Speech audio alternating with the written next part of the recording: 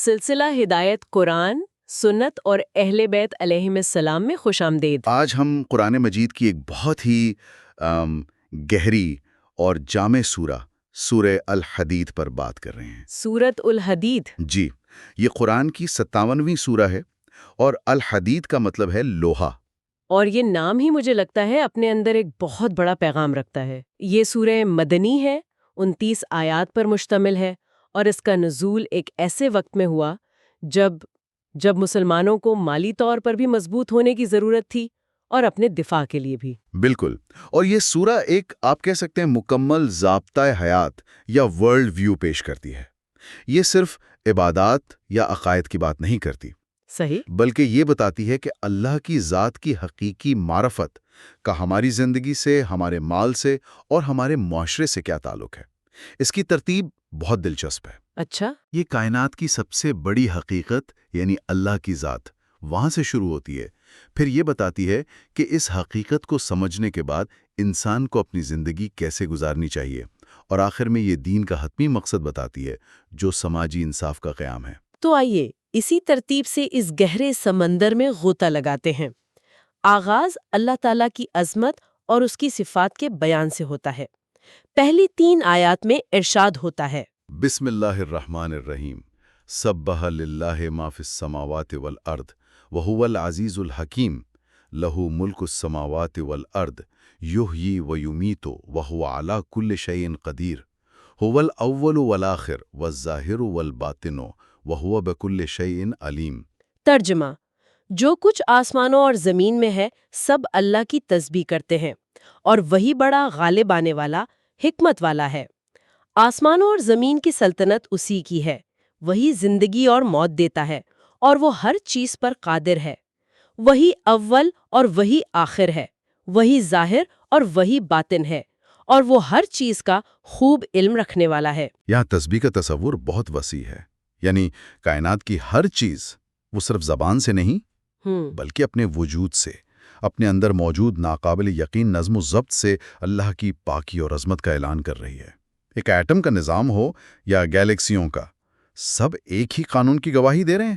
اور پھر یہ صفات آتی ہیں، وہی اول اور آخر ہے، وہی ظاہر اور باطن ہے۔ یہ ایسی صفات ہیں جو انسانی ذہن کو جھنجھوڑ کر رکھ دیتی ہیں، کیونکہ ہم مادی دنیا میں ان چیزوں کا ایک ساتھ تصور بھی نہیں کر سکتے۔ کوئی چیز ایک ہی وقت میں پہلی اور آخری کیسے ہو سکتی ہے، یا ظاہر بھی اور پوشیدہ بھی؟ یہی تو نکتہ ہے۔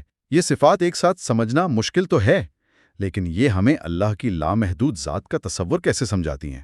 آخر ان آیات کا مقصد کیا ہے؟ اس کا مقصد شاید ہماری سوچ کی حدود کو توڑنا ہے۔ بالکل، یہ آیات ہمیں بتاتی ہیں کہ اللہ کی ذات کو اپنی مادی مثالوں اور اپنی محدود عقل سے سمجھنے کی کوشش نہ کرو۔ صحیح۔ وہ ایسا اول ہے جس سے پہلے کچھ نہیں، اور ایسا آخر ہے جس کے بعد کچھ نہیں۔ وہ اپنی نشانیوں سے، اپنی تخلیق سے کائنات کے ہر ذرے میں ظاہر ہے، لیکن اس کی ذات کی حقیقت ہماری نظروں اور ہماری عقل سے پوشیدہ یعنی باطن ہے۔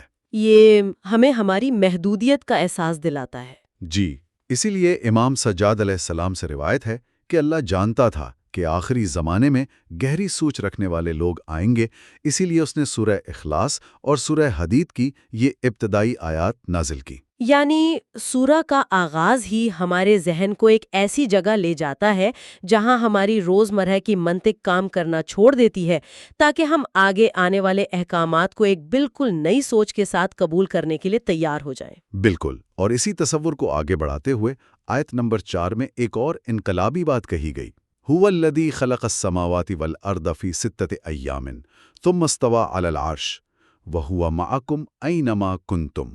ترجمہ: وہ وہی ہے جس نے آسمانوں اور زمین کو 6 دنوں میں خلق کیا، پھر عرش پر مستقر ہوا، اور تم جہاں کہیں بھی ہو وہ تمہارے ساتھ ہے۔ یہاں 6 دن سے مراد تو ظاہر تخلیق کے 6 ادوار یا مراحل ہیں، نہ کہ ہمارے 24 گھنٹے والے دن، لیکن یہ حصہ کہ تم جہاں بھی ہو وہ تمہارے ساتھ ہے، یہ بہت گہرا ہے۔ اس کا کیا مطلب ہے کہ وہ ہمارے ساتھ ہے؟ دیکھیں، یہ قربت ایسی نہیں جیسے کوئی کیمرہ آپ کو دیکھ رہا ہو، بلکہ یہ ایک وجودی قربت ہے۔ اچھا، اس کو یوں سمجھیں جیسے فزکس کا کوئی بنیادی قانون، مثلا گریوٹی، وہ آپ کو دیکھ نہیں رہا، لیکن وہ ہر لمحہ آپ کے وجود اور آپ کے ماحول کا ایک لازمی حصہ ہے۔ صحیح۔ اللہ کا ساتھ ہونا اس سے بھی کہیں زیادہ گہرا ہے۔ وہ جسم اور مکان سے پاک ہے، اس لیے اس کی ذات ہمارے علم، قدرت اور وجود کو ہر طرف سے گھیرے ہوئے ہیں۔ اور یہ احساس ایک طرف تو انسان میں ذمہ داری پیدا کرتا ہے کہ کوئی ہے جو ہر عمل سے واقف ہے، جی، اور دوسری طرف ایک ناقابل بیان اطمینان بھی دیتا ہے کہ کائنات کی سب سے بڑی طاقت ہر مشکل میں، ہر تنہائی میں اس کے ساتھ ہے۔ تو سورہ نے پہلے مرحلے میں اللہ کی ذات کا ایک ایسا تصور دیا ہے جو ہماری سوچ سے بالا تر ہے۔ اب سوال یہ پیدا ہوتا ہے کہ اگر خدا اتنا عظیم، لامحدود اور ہر وقت ہمارے ساتھ ہے تو اس کا ہماری زندگی پر کیا اثر پڑنا چاہیے؟ ہم سے تقاضا کیا ہے؟ بہت خوبصورت سوال ہے، اور سورہ اسی سوال کا جواب دیتی ہے۔ اللہ کی عظمت کو جاننے کا منطقی نتیجہ ہے ایمان اور عمل۔ آیت 7 میں فوراً یہی حکم آتا ہے۔ آمنوا باللہ ورسولہ وانفقوا مما جعلکم مستخلفین فیہ۔ ترجمہ: اللہ اور اس کے رسول پر ایمان لے آؤ اور اس مال سے خرچ کرو جس میں اللہ نے تمہیں جانشین بنایا ہے۔ یہاں ایک لفظ مستخلفین یعنی جانشین یا ٹرسٹی، یہ پوری معاشی سوچ کو بدل دیتا ہے۔ یہ واقعی ایک انقلابی تصور ہے۔ ہم ساری زندگی مال کو میری دولت، میری گاڑی، میرا گھر کہتے ہیں، جبکہ قرآن کہہ رہا ہے کہ تم مالک ہو ہی نہیں۔ تم تو صرف ایک مینیجر ہو۔ جی، تم تو صرف ایک مینیجر یا امین ہو جسے کچھ وقت کے لیے یہ چیزیں سنبھالنے کو دی گئی ہیں۔ بالکل، اور جیسے ہی آپ خود کو مالک کی جگہ امین سمجھنا شروع کرتے ہیں، آپ کا ہر مالی فیصلہ ایک اخلاقی فیصلہ بن جاتا ہے۔ صحیح۔ پھر اللہ کی راہ میں خرچ کرنا بوجھ نہیں لگتا، بلکہ امانت کو اس کے اصل مالک کے حکم کے مطابق استعمال کرنا لگتا ہے۔ یہ سوچ لالچ اور بخل کی جڑ کاٹ دیتی ہے۔ اور اسی خیال کو مزید خوبصورت بنانے کے لیے قرآن ایک اور حیرت انگیز اصطلاح استعمال کرتا ہے، قرض حسنہ، یعنی خوبصورت قرض۔ جی، آیت 11 میں ارشاد ہوتا ہے، من ذا الذی یقرض اللہ قرضا حسنا فیضاعفہ لہ ولہ اجر کریم۔ ترجمہ: کون ہے جو اللہ کو قرض حسنہ دے تاکہ اللہ اس کے لیے اسے کئی گنا کر دے اور اس کے لیے پسندیدہ اجر ہے؟ یہاں ایک سوال پیدا ہوتا ہے۔ قرض کی اصطلاح دلچسپ تو ہے، لیکن اس سے غلط فہمی بھی ہو سکتی ہے۔ ایسا لگتا ہے جیسے اللہ کو نعوذ باللہ کسی چیز کی ضرورت ہے۔ ہاں، یہ سوال ذہن میں آتا ہے کہ ہم اس طاقتور استعارے کو اللہ کے غنی یعنی مکمل طور پر خود کفیل ہونے کے تصور کے ساتھ کیسے سمجھیں؟ یہ سوال بہت اہم ہے۔ دیکھیں، یہ اللہ کی ضرورت نہیں، بلکہ انسان کو دی جانے والی عزت کی انتہا ہے۔ اچھا؟ کائنات کا مالک جو کسی چیز کا محتاج نہیں، وہ اپنے بندے کے عمل کو اتنی اہمیت دے رہا ہے کہ اسے قرض کا نام دے رہا ہے۔ یہ بالکل ایسے ہی ہے جیسے ایک بادشاہ اپنے کسی ملازم سے کہے کہ مجھے کچھ قرض دو۔ اس کا مقصد اپنی ضرورت پوری کرنا نہیں، بلکہ اس ملازم کی عزت افزائی اور اس کے عمل کی قدر کرنا ہے۔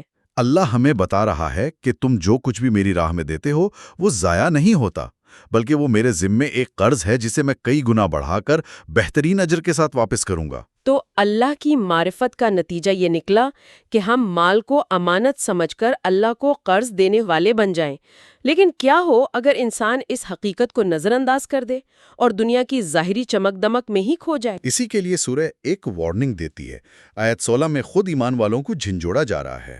أَلَمْ يَأْنِ لِلَّذِينَ آمَنُوا أَن تَخْشَعَ قُلُوبُهُمْ لِذِكْرِ اللَّهِ وَمَا نَزَلَ مِنَ الْحَقِّ۔ ترجمہ: کیا مومنین کے لیے ابھی وہ وقت نہیں آیا کہ ان کے دل ذکر خدا سے اور نازل ہونے والے حق سے نرم ہو جائیں؟ یہ آیت کہہ رہی ہے کہ کہیں تم بھی پہلی قوموں کی طرح نہ ہو جانا جن پر وقت گزرتا گیا اور ان کے دل سخت ہو گئے۔ یہ دلوں کا سخت ہو جانا یا زنگ لگ جانا کیا ہے؟ یہ ویسے ہی ہے جیسے کوئی شخص شروع میں بڑے شوق اور جذبے سے عبادت کرتا ہے، لیکن 10 سال بعد وہی عبادت صرف ایک مشینی حرکت بن جاتی ہے۔ بالکل، جو اپنی گروسری لسٹ کے بارے میں سوچتے ہوئے ادا کر رہا ہوتا ہے۔ سورہ ہمیں چیک کرنے کو کہہ رہی ہے کہ کہیں ہم اس جال میں تو نہیں پھنس گئے۔ بالکل یہی بات ہے۔ دنیا میں لمبا عرصہ رہنا، اللہ کو بھول جانا اور صرف مال و اولاد کی فکر میں گم ہو جانا دلوں کو سخت کر دیتا ہے۔ لیکن فوراً اگلی آیت میں اللہ و بیت کا دروازہ کھلتا ہے۔ وہ فرماتا ہے، جان رکھو کہ اللہ ہی زمین کو اس کے مردہ ہو جانے کے بعد زندہ کرتا ہے۔ یعنی جس طرح بارش مردہ زمین میں جان ڈال دیتی ہے، اسی طرح اللہ کا ذکر اور قرآن کی تعلیمات مردہ اور سخت دلوں کو دوبارہ زندہ کر سکتی ہیں۔ تو اب تک کا سفر یہ ہے، سورہ نے ہماری حقیقت کی سمجھ کو بدلا، پھر ہمارے مال اور دل سے تعلق کو بدلا، لیکن اس سب کا حتمی مقصد کیا ہے؟ یہ انفرادی روحانی ترقی کا سارا عمل آخر کس بڑے مقصد کے لیے ہے؟ اور یہیں ہم سورہ کے کلائمیکس پر پہنچتے ہیں۔ آیت نمبر 25 دین کا حتمی مقصد اور انبیاء کے بھیجے جانے کا فلسفہ بیان کرتی ہے۔ یہ سورہ کی آپ کہہ لیں کیلی آیت ہے۔ لَقَدْ أَرْسَلْنَا رُسُلَنَا بِالْبَيِّنَاتِ وَأَنزَلْنَا مَعَهُمُ الْكِتَابَ وَالْمِيزَانَ لِيَقُومَ النَّاسُ بِالْقِسْطِ وَأَنزَلْنَا الْحَدِيدَ۔ ترجمہ: بتحقیق ہم نے اپنے رسولوں کو واضح دلائل دے کر بھیجا ہے، اور ہم نے ان کے ساتھ کتاب اور میزان نازل کیا ہے تاکہ لوگ عدل قائم کریں، اور ہم نے لوہا اتارا۔ یہ تو ایک بہت بڑا اعلان ہے، یعنی تمام انبیاء، تمام آسمانی کتابیں اور میزان یعنی عدل کے پیمانوں کا بنیادی مقصد یہ تھا کہ لوگ خود معاشرے میں قسط یعنی سماجی انصاف پر کھڑے ہو جائیں۔ تو دین کا اصل ہدف صرف ذاتی نجات نہیں بلکہ ایک عادلانہ معاشرے کا قیام ہے۔ بالکل، دین صرف چند رسومات یا ذاتی روحانیت تک محدود نہیں ہے، اس کا مقصد زمین پر ایک ایسا نظام قائم کرنا ہے جہاں انصاف ہو۔ اور پھر دیکھیں، انصاف کے حکم کے فوراً بعد کس چیز کا ذکر ہے؟ وَأَنزَلْنَا الْحَدِيدَ، اور ہم نے لوہا اتارا۔ جی، لوہا، جس میں بأسٌ شدید یعنی شدید طاقت ہے۔ انصاف اور لوہے کا ایک ساتھ ذکر، اس کا مطلب تو یہ ہوا کہ انصاف صرف ایک خوبصورت خیال یا نعرہ نہیں۔ بالکل، اسے قائم کرنے اور پھر اس کی حفاظت کے لیے طاقت کی ضرورت ہوتی ہے۔ یہی نکتہ ہے، انصاف کو ان لوگوں سے بچانے کے لیے طاقت چاہیے جو اپنے مفادات کے لیے اسے پامال کرنا چاہتے ہیں۔ یہ لوہا فوجی طاقت بھی ہو سکتی ہے، مضبوط ادارے بھی، ایک مستحکم معیشت بھی، اور قانون کی حکمرانی بھی۔ دین ایک ایسا عادلانہ نظام چاہتا ہے جو کمزور نہ ہو بلکہ اپنے دفاع کی پوری صلاحیت رکھتا ہو۔ تو اس پوری جدوجہد کے نتائج کیا ہوں گے؟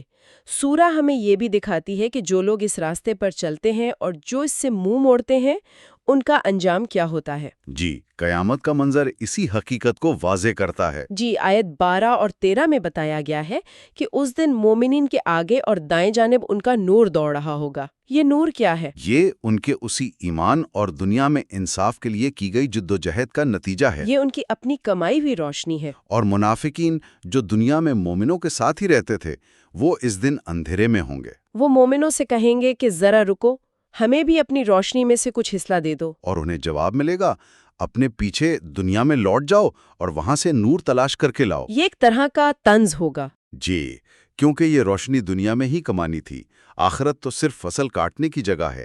پھر ان کے درمیان ایک دیوار کھڑی کر دی جائے گی، جس کے ایک طرف رحمت یعنی نور اور دوسری طرف عذاب یعنی تاریکی ہوگی۔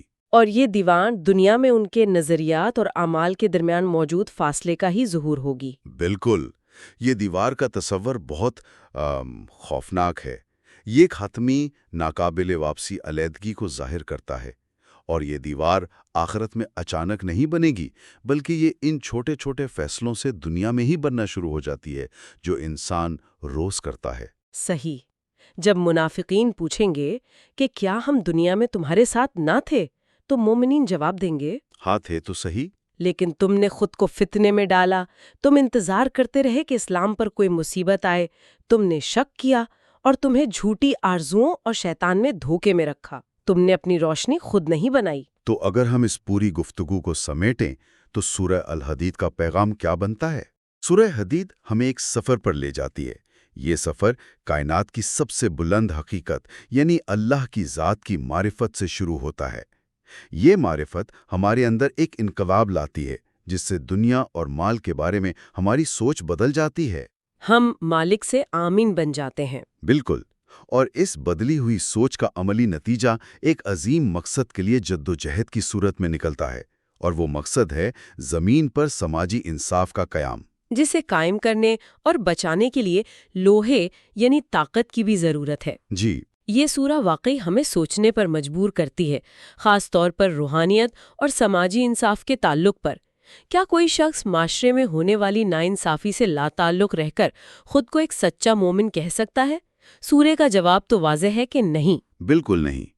دل کا ذکر خدا سے نرم ہونا اور معاشرے میں عدل قائم کرنے کی جدوجہد، یہ ایک ہی سکے کے دو رخ ہیں۔ اور یہاں ہمارے سننے والوں کے لیے سوچنے کا ایک نقطہ ہے۔ سورہ نے انصاف اور لوہے کو ایک ساتھ رکھا ہے۔ آج کی جدید دنیا میں یہ لوہا کیا ہے؟ کیا یہ صرف فوجی طاقت ہے یا اس میں مضبوط معاشی نظام، بہترین تعلیمی ادارے، ٹیکنالوجی میں برتری اور ایک غیر جانبدار عدالتی نظام بھی شامل ہے؟ وہ تمام چیزیں جو ایک معاشرے کو انصاف کو نافذ کرنے اور اسے بیرونی اور اندرونی خطرات سے بچانے کی طاقت دیتی ہیں۔